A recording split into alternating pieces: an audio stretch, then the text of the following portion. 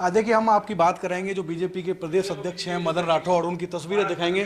उन्होंने सुबह से ही जो बीजेपी का प्रदेश ऑफिस है वहाँ मोर्चा संभाल लिया है, बैठे हुए हैं।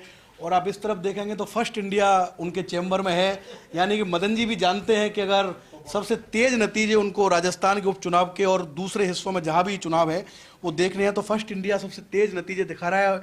हम बातचीत करेंगे मदन राठौड़ जी से।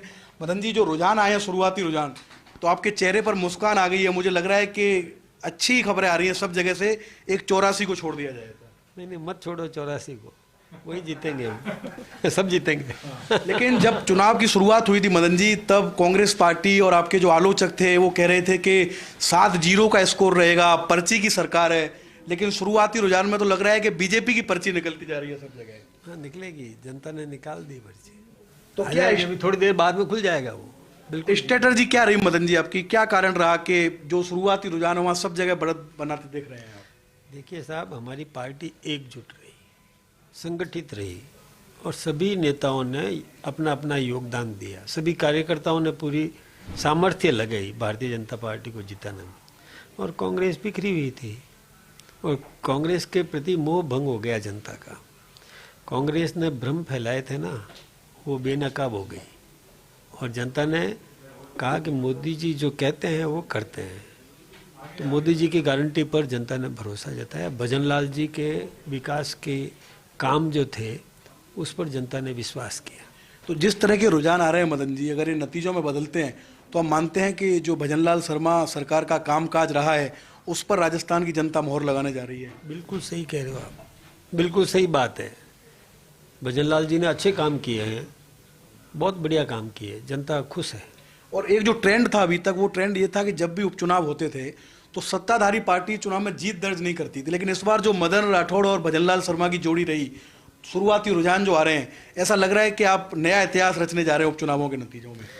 इसमें केवल 2 लोगों की बात नहीं है, मुख्यमंत्री से लेकर सामान्य कार्यकर्ता तक सबका बराबर योगदान रहा। जिसकी जितनी सामर्थ्य थी उसने अपने सामर्थ्य के अनुरूप पार्टी को मदद करी। तो मदन जी, आपके पास तो फीडबैक होगा, फीडबैक के हिसाब से तैयारी होंगी। क्या बीजेपी ऑफिस में तैयारी? लड्डू वड्डू बनवाए हैं आपने? और बनवाए तो कहाँ बनवाए हैं? कितने लड्डू आ रहे हैं?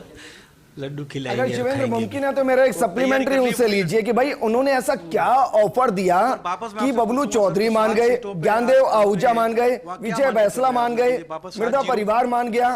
और जहां जहां ऐसा लग रहा था कि बगावत हो सकती है वहां सब एकजुट। स्टूडियो से सवाल आया है, हमारे एंकर है विजेंद्र जी, वो पूछ रहे हैं कि आपकी रणनीति इसलिए भी अच्छी रही कि बगावत नहीं आपने होने दी। झुंझुनू की जो सीट थी वहां तो बीते 3 चुनावों से बगावत हो रही थी, कभी बबलू चौधरी, कभी राजेंद्र भाम्बू। ऐसा ही हमने खीवसर में देखा, ऐसे ही हमने बाकी सीटों पर देखा।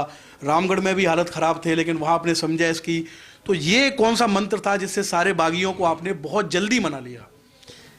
देखिए, पार्टी के नेतृत्व ने जब इन सब से चर्चा करके और उनको कहा कि महत्वाकांक्षाओं पर काबू पाना जरूरी है, संगठन सर्वोपरि है, संगठन हित देखना पड़ता है।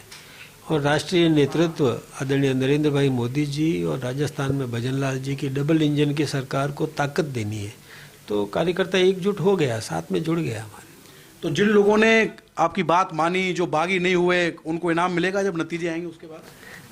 जीत का इनाम सबको मिलता है, जीत होती है, इसमें कोई व्यक्तिगत कुछ भी नहीं है। ये सामूहिक जीत है हमारी पार्टी की, तो सबको इसका उत्साह तो सबको ही है।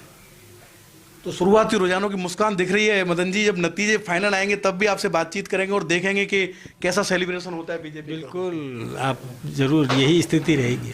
तो देखिए, ये है बीजेपी के प्रदेश अध्यक्ष मदन राठौड़, बहुत कॉन्फिडेंट हैं और इसमें कोई दो राय नहीं कि जिस तरीके की रणनीति उन्होंने अपनाई। आपने कहा विजेंद्र के, चाहे बागियों को चाहे मनाने की बात हो या प्रचार की बात हो, आक्रामक कैंपेनिंग की बात हो, उन्होंने पूरी कोशिश की।